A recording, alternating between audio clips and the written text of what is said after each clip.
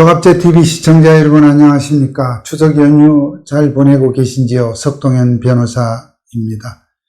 올 추석 연휴는 여러 가지 뉴스들로 인해서 여러분들도 심란하셨을 것 같습니다. 어제는 조국의 오촌 조카이면서 사모펀드의 운영자로서 이 사모펀드 비리의 핵심이라 할 수 있는 조범동이 외국에서 잡혀왔습니다. 자진 귀국한 것을 체포한 것처럼 되어 있지만 검찰 관계자가 데려온 것 같기도 합니다. 이처럼 검찰의 조국 비리 수사팀은 추석 연휴도 쉬지 못하고 반납한 채 수사에 매진을 하고 있습니다. 힘내라 힘 박수를 보내고 싶습니다. 조국을 임명하기 전에도 그랬고 임명 후에 대개는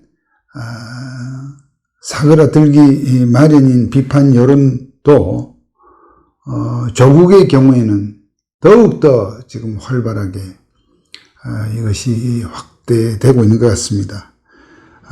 불이한 인사 이적, 국가 전복을 시도했던 산호맹 전과자를 법무부 장관에 정말 국민의 이 여론에 역행하여 법무부 장관에 기용한 이런 인사는 마땅히 철회되어야 할 것이며, 이러한 철회 노력에 대해서과 관련해서 정말 자유한국당을 비롯한 야당의 여러 가지 장애 집회도 계속되고 있지만, 무엇보다 검찰이 이와 같이 추석 연휴도 없이 계속 그 비리를 수사하고 있는 이 힘에 힘 있고 있는 바가 크다고 생각이 됩니다.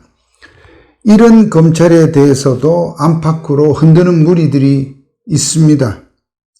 또 이런 사람들은 말은 항상 검찰 개혁을 앞세웁니다.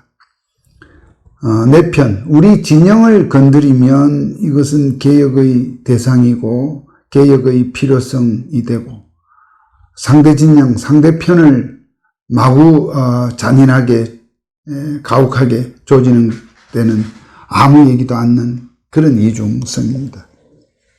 먼저 정치권은 검찰이 미쳐 날뛴다는 둥, 정말 한 달 전만 해도 칭송했던 윤석열 검찰에 대해서 마구 악담을 쏟아놓고 있습니다.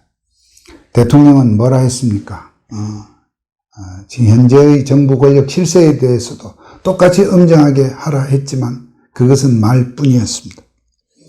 피사실 공표를 주장하지만 이와 같은 중요 관심사안에 대한 언론의 경쟁적인 취재의 속성을 모르고 하는 소리입니다. 검찰에서 어떠한 수사사항이나 피사실에 대한 공표, 유출이 있었다고 하는 것은 여러분 절대 믿으시면 안 됩니다. 여러분은 모르시겠지만 지금 서울지검군에는 말이죠, 각 방송사의 방송 차량들이 벌써 한 20일째 진을 치고 있습니다. 아마도 조국의 지금 정경심이라는 사람을 곧 소환 조사를 하고, 또 머지않아 조국을 무자격 법무장관 조국을 소환 조사할 때까지 아마 방송사 차량과 또 기자들, 카메라 기자들이 계속 검찰청 현관 입구에서 안쓰러울 정도로 대기를 하고 밤낮으로 대기를 하고 있습니다. 검찰 내부에서도 또 이런 일이 생길 때마다 검찰 내부에서 또 희한하게도 이 수사의 발목을 잡는 그런 소리들이 나오고 있습니다. 모모 검사들의 자신의 개인 그 취향, 특정한 독특한 사고의 취향에서 비롯된 문제를 가지고 검찰 내부에 마치 문제가 어떤 심각한 문제가 있는 것처럼 흔드는 경향이 이번 사태에서도 또 나타나고 있습니다. 윤석열의 검찰을 지금은 믿고 하자고 저는 누차 얘기를 했습니다. 처음에 조국 후보자의 청문회를 앞두고 검찰이 20, 30개소의 조국과 관련된 곳에 압수수색을 할 때 어떤 우파 유튜버까지도 이것은 짬짬이다. 조국을 봐주기 위한 것이다. 물론 그것이 그간의 검찰의 어떤 수사에 대한 불신, 원망에서 그런 생각을 하게 된 심정은 이해합니다만 저는 절대 그렇지 않다. 검찰의 수사 속성상 그 정도로 대규모로 대대적으로 전격적으로 또 내용 있게 수사를 시작하는데 절대 이것은 허투루 하는 것이 아니다. 여느 어떤 과거의 장관의 후보자와는 비교될 수 없는 질이나 양적으로 비교될 수 없는 그런 어마한 비리가 지금 다 노출이 되어 있고 무엇보다 조국은 국가의 대한민국의 전복을 기도했던 산호명의 전과자로서 아직도 사회주의를 전향하지 아니하였다고 스스로 밝히고 있는 그런 성향으로서 법무부 장관에는 전혀 한치도 적합하지 않은 인물입니다. 이렇게 문제가 많은 인물을 장관으로 기용한 사람도 뭐 그 문제 정도에 있어서는 50보 100보 똑같다 혹은 그보다 더 심하다 이렇게 보셔도 저는 무방하다 이렇게 생각을 합니다.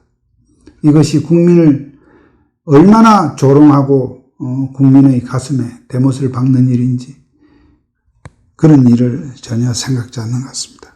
어제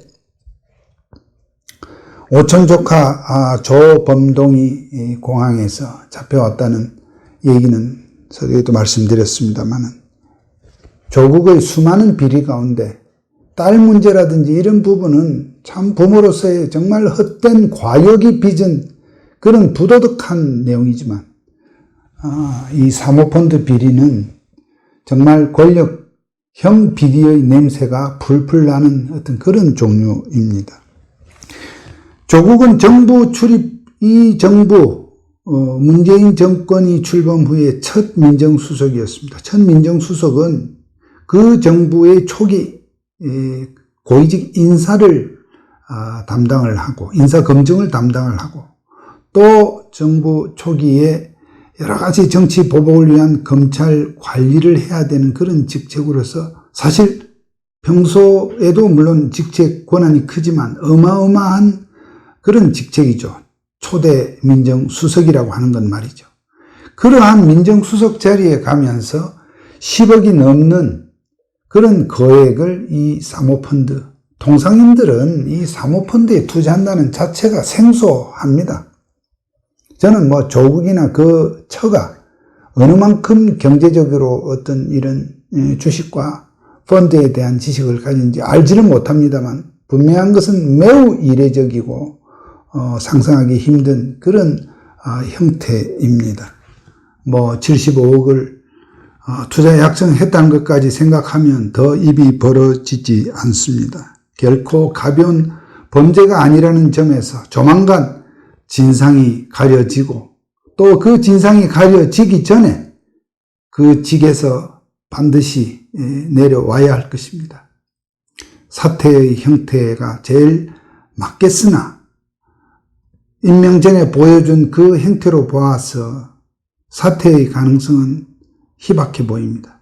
결국 인사권자가 결자 해지해야 합니다만 너무도 상식과 어떠한 그 사회 통념을 벗어난 우리의 정상인의 양심을 벗어난 그런 인사가 참 난무하는 그런 이 정부에서 이 정권에서 그런 결과가 이루어질까 한편으로 참 답답도 하지만 그러나 반드시 이러한 역사의 정의는 승리할 것이다 하는 믿음을 갖고 계속 이 조국의 비리는 파헤쳐야 할 것입니다. 검찰에 박수를 보냅니다. 여러 가지 이 힘든 수사이겠지만 최선을 다해서 진상을 가려주기를 기대하고 부탁합니다. 여기까지 말씀드리겠습니다. 남은 추석 연휴 편안히 보내십시오. 감사합니다.